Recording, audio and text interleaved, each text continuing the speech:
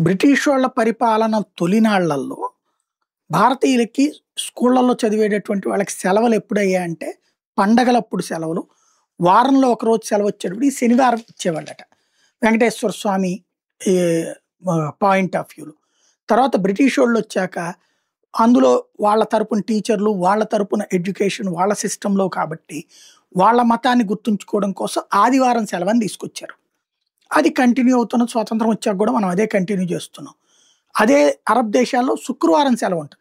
2 రోజులు సెలవంటే శనివారాలు సెలవుండి ఆదివారం డ్యూటీలుంటాయి అక్కడ. కొన్ని దేశాల్లో గురు, శుక్రవారాలు సెలవుండి ఇంకో రోజున ఉండేటటువంటిది ఉంటది.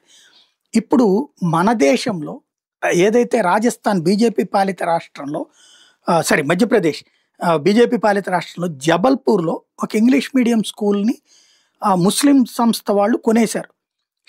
అక్కడ ఇప్పుడు షరియా చట్టాల ప్రకారం బోధించేస్తున్నారు. దాన్ని కాస్త మదర్సా గాదు.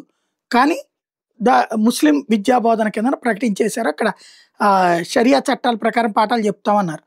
అందుకు ఇష్టం లేని పిల్లల్ని మానేయమన్నారు. హిందువులు మానేశారు. ఇప్పుడు కొంతమంది ఇంకా చదువుతున్నారు. వాళ్ళకి ఇప్పుడు జుమ్మా డే లీవ్ అట. అంటే వాళ్ళ శుక్రవారం పూట లీవ్ అట. వాళ్ళకి సెలవుల్ని ఏంటంటే శుక్రవారం వాళ్ళకి ప్రత్యేకించి ప్రార్థనలకి 5 సార్లు వెళ్ళేటటువంటి వాళ్ళు ఉంటారు కాబట్టి ఆ రోజున సెలవట. ఆదివారం సెలవు తీసేశారట. ఇది తాజాగా మారుతున్నటువంటి పరిణామాలు ఇండియాలో కూడా.